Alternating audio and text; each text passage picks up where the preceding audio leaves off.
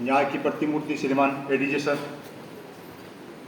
स्थानीय विद्यालय के संस्था प्रधान हमारे सीनियर महिपाल सिंह जी, विद्यालय के जो सेकंड प्रिंसिपल मनीषा मैम, प्यारे स्टाफ साथियों, प्यारे बच्चों और जो विद्यालय की मेन रीढ़ की हड्डी है उधर बैठा हुआ स्टाफ, पहले तो आप सभी का बहुत बहुत धन्यवाद कि आप लोगों ने हमें इस लायक समझा और आपके विद्यालय में बुला के इतना मान सम्मान दिया। आप सभी का धन्यवाद। जो महिपाल जी सर है, प्रिंसिपल सर, हमारा परिचय तो ज़्यादा पुराना नहीं, 3-4 साल से संपर्क है, लेकिन मिलना आज पहली बार। इतने दिन फोन पे ही बात होती थी या व्हाट्सएप वगैरह से या मैसेज के द्वारा। हम जानते हैं एक दूसरे को 3-4 साल से, लेकिन मिलना पहली बार हुआ है। ये आज हमारा सौभाग्य है कि आज मिलना हुआ, आज एडीजे सर से भी मिलना हो रहा है और आप प्यारे बच्चों से मुलाकात हो रही है। आप भगवान का छोटा रूप, बच्चे भगवान का छोटा रूप होते हैं। बेटा कभी भी अपने आप को कम नहीं आंकना, छोरों से कम नहीं होती है, हमेशा ध्यान रखना। लड़कियां लड़कों से कम नहीं होती, लड़कों से ज्यादा ही होती है। जो महिपाल सिंह सर काम कर रहे हैं रियल में, इतने दिन देखता था, आज पहली बार मैंने नजदीक से देखा। इतने दिन सोशल मीडिया के माध्यम से देखा था, कई बार न्यूज़पेपर की कटिंग वगैरह भी हमारे पास किसी ग्रुप के माध्यम से मिलती थी। बहुत ही अच्छा काम कर रहे हैं। अभी तो इनको राज्यपाल अवार्ड मिला है, शुभकामनाएं देता हूं सर कि आपको उससे बड़ा अवार्ड भी मिले जिसके लिए डिजर्व करते हैं आप, और आप ऐसे ही मेहनत करते रहिए। सबसे बड़ी अच्छी बात लगी कि जो स्टाफ साथी, आप भी बहुत बहुत धन्यवाद के पात्र। ये टीम वर्क के रूप में जो आप काम कर रहे हैं, सर ने बताया था कि बड़ी स्कूल में टीम बड़ी बात होती है, क्योंकि बड़ी स्कूल में क्या है, कुछ गुट बन जाते हैं आपस के अंदर, लेकिन यहाँ जो टीम भावना देखी रियल में परिवार की तरह, ये कोई कम बात नहीं। और लगभग 560 लड़कियों को संभालना भी कोई छोटी बात, बहुत बड़ी बात होती है इतनी लड़कियों को मेंटेन करना। मेंटेन मतलब उनके खाने पीने से लेकर सारी सुविधाएं। अगर आपको थोड़ी सी तकलीफ होती है तो तकलीफ आपको नहीं, इनको हो रही। आपके जो शिक्षक या गुरुजन, जो आपके यहाँ जो स्टाफ मेंबर है, जो काम करने वाले लोग हैं, जो स्कूल की रीड है, उन लोगों को तकलीफ होती है जो आपको होती है। क्योंकि हम आप जैसे बच्चों से मिलते रहते हैं, हमारा यही काम रहता है। जो हमारा स्कूल समय होता है उसके बाद हम पूरे उदयपुर संभाग में आपके जैसे बच्चों से मिलकर उनके लिए काम करते हैं। महिपाल सर ने बोला था कि सर आप आओ तो अपने काम जरूर बताना। अब मेरे काम बताना मतलब मेरे मुंह से मेरी पढ़ाई करने वाली हो जाएगी, लेकिन सर ने बोला है कि आपको बताना है तो मैं बताना चाहूंगा। सर, हमने अभी तक लगभग, मेरे को 16 साल हो गए नौकरी ज्वाइन किए हुए। पहले जो आप उदयपुर में आपने नाम सुना होगा जालोर प्लासिया, जो ट्राइबल बेल्ट है, बिल्कुल आदिवासी क्षेत्र है। ये भी आदिवासी क्षेत्र, आप लोग थोड़े अच्छे माने जाते हैं, फॉरवर्ड लोग। और जो कोटड़ा जालोर प्लासिया का इलाका है वो काफी बैकवर्ड इलाका है, क्योंकि वहां लोगों में अभी शिक्षा और जागरूकता की बहुत कमी है, समाज की मुख्य तरह से काफी दूर है। जो कोटड़ा जैसा क्षेत्र है, कभी जाते हैं तो ऐसा लगता है कोई अलग प्लानिट, अलग ग्रह जैसा, क्योंकि वहां लोगों में अवेयरनेस नहीं। और जब तक अवेयरनेस नहीं होगी तो लोगों में सुधार नहीं हो पाएगा। और अवेयरनेस का एक ही तरीका है शिक्षा।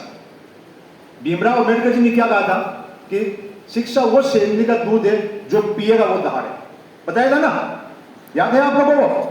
ये अम्बेडकर जी की कोटेशन है कि शिक्षा वो जो शेरनी का दूध है जो पिएगा वो दहाड़ेगा। तो आप लोगों को हमेशा ध्यान रखना मेरा, एक तो संस्कार, यहाँ आए हुए आपका परिवार, घर से ज्यादा आप यहाँ रहते हो, आप लोगों में अच्छे संस्कार होना चाहिए। कभी भी ऐसा कोई काम नहीं करना जिससे आपके परिवार पे और आपके गुरुजनों पे आंच आए। कोई काम गलत अच्छा नहीं होता, गलत काम हमेशा वही होता है जिसको करने से आपके परिवार के, आपके गुरुजनों पे, आपकी सोसाइटी पे आंच आए, वो काम गलत होता है। कभी भी ऐसा काम नहीं करना, हमेशा खुल के जीना। ऐसे नहीं कि घबरा के मैं तो लड़की हूं, लड़की कुछ नहीं। आप मनुष्य, और मनुष्य वो चीज जो सो सकता है वो कर सकता है।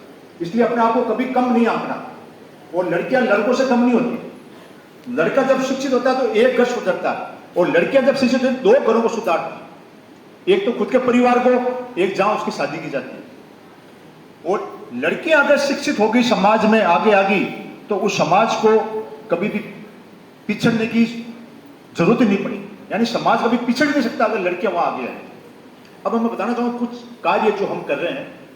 हमने पिछले 15-16 साल ट्राइबल क्षेत्र में 1500 से ज्यादा लड़के और लड़कियों को बाल मजदूरी, बाल तस्करी या बंधुआ मजदूरी से मुक्त कराकर उनको समाज की मुख्य धारा में लाकर एजुकेशन से जोड़ने का काम किया। ये कार्य हम निरंतर करें, हमारा कार्य बंद नहीं हुआ, हमारा कार्य एक मिशन के रूप में चल रहा है। उसके बाद हम कार्य करते हैं जो अनाथ, लावारिस, निराश्रित बच्चे हो, बेघर हो, बेसहारा हो, दिव्यांग हो, दिव्यांग का मतलब जिनको दिखता नहीं हो, बोलते नहीं हो, सुनते नहीं हो, हाथों पैरों से चल नहीं पाते हो, उन बच्चों की जानकारी हासिल करके पूरे उदयपुर संभाग में उन बच्चों को हॉस्पिटल जाकर उनका इलाज करवाना अगर पॉसिबल हो तो, इलाज जिनका पॉसिबल नहीं है उनके लिए जो दिव्यांग प्रमाण पत्र बनता है वो बनवाना, ताकि उससे जो सरकारी योजनाएं होती है विकलांगों के लिए वो उनको मिल सके। उसके बाद उन बच्चों को वो सर्टिफिकेट बनाकर घर नहीं भेजता, उन बच्चों के लिए उदयपुर में आवासीय शिक्षा की व्यवस्था करते हैं। जहां जहां गवर्नमेंट के हॉस्टल बने हुए वहां बच्चों को रखते हैं, या जहां गवर्नमेंट के हॉस्टल नहीं बने वहां को संस्थाओं के बने वहां रखते हैं। अगर वहां भी नहीं होता है तो हम हमारी सैलरी से उन बच्चों के लिए एजुकेशन की व्यवस्था करते हैं। आज हम उदयपुर में 100 से ज्यादा बच्चों को मैं अभिभावक बना, यानी 100 से ज्यादा ऐसे बच्चे हैं जिनका दुनिया में कोई नहीं है, दुनिया में तो ऊपर वाला तो है ही, लेकिन जिन बच्चों के माता पिता नहीं है, कोई संरक्षण नहीं है, उन बच्चों को मैं आज 100 बच्चों का अभिभावक हूं। उन बच्चों का सारा खर्चा हम हमारी तरफ से उठाते हैं। और हमारी टीम के अंदर बहुत कम लोग हैं। हमारी टीम ऐसी है जो गुप्त रूप से काम करते हैं। जो बाल तस्करी, बाल मजदूरी के केस होते हैं ना, उनकी बहुत बड़ी चेन होती है, श्रृंखला होती है, बड़े ठेकेदार होते हैं।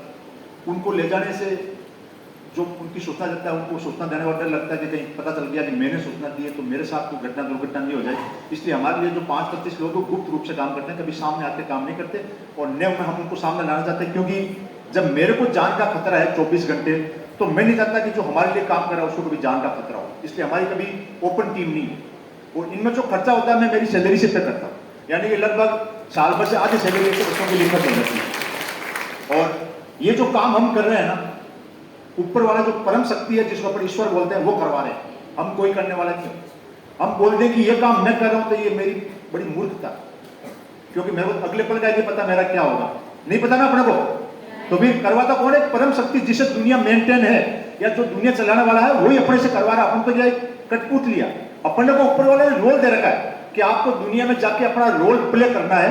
अब कौन सा बच्चा या कौन सा व्यक्ति अपना रोल कितनी अच्छी तरीके से प्ले करता है वो उस पर डिपेंड करता है। उस रोल प्ले के आधार पर ही उसका निर्णय होता है, भाई इसने रोल अच्छा किया या बुरा। तो आप लोगों बच्चों को मैं बताना चाहूंगा, आप लोग चाहे आपको डांस आए कि नहीं आए, इन बच्चों ने डांस बहुत अच्छा किया। अगर कोई बच्ची डांस सीखना चाहे अच्छी बात है, लेकिन आप लोगों को आत्मरक्षा के गुण जरूर आना चाहिए, जिसको बोलते हैं सेल्फ डिफेंस। आपके साथ मैम या वो ट्रेंड भी होंगे, जाते होंगे आप में आत्मरक्षा के लिए, वो सिखाते भी है। आत्मरक्षा से क्या होगा? आपके मन में कॉन्फिडेंस आएगा।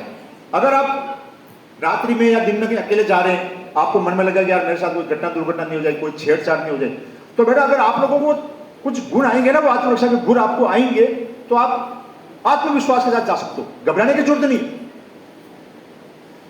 लड़कियों को कुछ चीजें मैं बताऊंगा अभी प्रोग्राम के बाद, क्योंकि सर को भी कहीं जाना होगा, इसलिए मैं अभी जो चीजें हम काम करें वो बता देते हैं आपको। उसके बाद आता है गुड टच बैड टच। सुना आप लोगों ने नाम? मैम सिखाते होंगे। गुड टच बैड टच क्या होता है? यानी अपने शरीर को अगर कोई टच करता है, अगर अपने को अच्छा महसूस हो रहा है, इसका मतलब वो गुड टच। अगर अपने को अच्छा महसूस नहीं हो रहा, बुरा लग रहा है, वो होता है बैड टच। गुड टच और बैड टच अपने जो शरीर के नाजुक अंग होते हैं, 5 नाजुक अंग बताए गए अपने, उन 5 नाजुक अंगों को अगर कोई टच करता है तो वो बैड टच माना जाता है। बैड टच जरूरी नहीं कि कोई बाहरी व्यक्ति टच करे तो ही।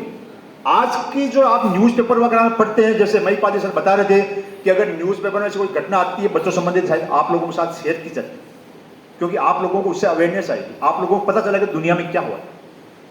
तो गुड टच बैड टच में क्या है कि बैड टच जरूरी नहीं कि कोई बाहरी व्यक्ति, आपके परिवार का कोई मेंबर भी हो सकता है आपके कोई मामा जी हो, अंकल जी हो, फूफा जी हो। कोई परिवार में ऐसे हमने परिवार देखे हैं जहां उन बच्चों के साथ जो बुरी घटनाएं होती है, कई बार परिवार के मेंबर भी करते हैं।